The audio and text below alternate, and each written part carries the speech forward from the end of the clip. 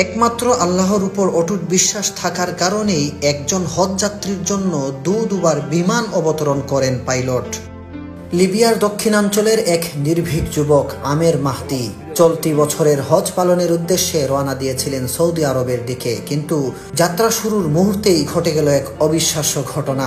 এ ঘটনা ইখলাস ও আল্লাহর কুদরতের জীবন্ত দৃষ্টান্ত হয়ে উঠেছে। ইতিমধ্যেই সামাজিক যোগাযোগ মাধ্যমে আলোচনার কেন্দ্রবিন্দুতে পরিণত হয়েছে এ অলৌকিক ঘটনা। 3 দিন আগের ঘটনা। ঘড়ির কাঁটায় ঠিক 12টা দুপুরের হজ ফ্লাইটের নির্ধারিত সময়।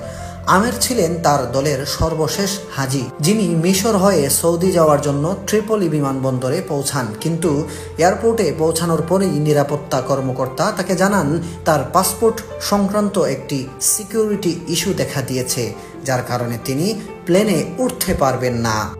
বাকিরা সবাই বোর্ডিং শেষ করে প্লেনে উঠতে থাকেন, আর আমের আল্লাহর উপর বিশ্বাস করে একা বসে থাকেন অজানা এক পরিণতির অপেক্ষায়। এই পরিস্থিতি দেখে এক নিরাপত্তা কর্মকর্তা এসে বলেন, আল্লাহ সবকিছুর উপর কুদরত রাখেন, হয়তো এই হজযাত্রা আপনার কপালে ছিল না। কিন্তু আমের ভয় পাননি, মুখে ছিল দৃঢ় বিশ্বাস। জবাব দিলেন, ইনশাআল্লাহ প্লেনটি উড়বে না, আবার ফিরে আসবে। আমার নিয়ত হজের, ইনশাআল্লাহ আমি অবশ্যই যাব।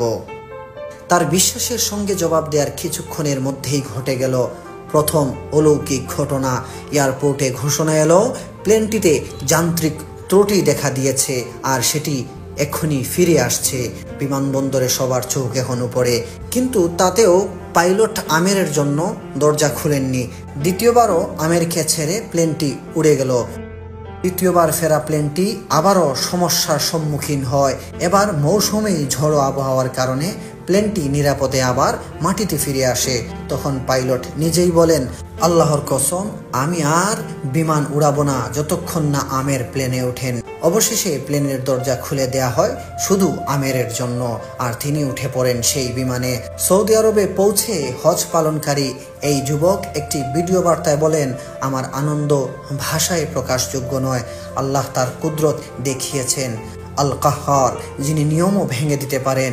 ঘটনাটি কেবল একটি ভ্রমণ কাহিনী নয়, বরং আল্লাহর একটি গুণবাচক নাম আল কাহ্হারের প্রকাশ।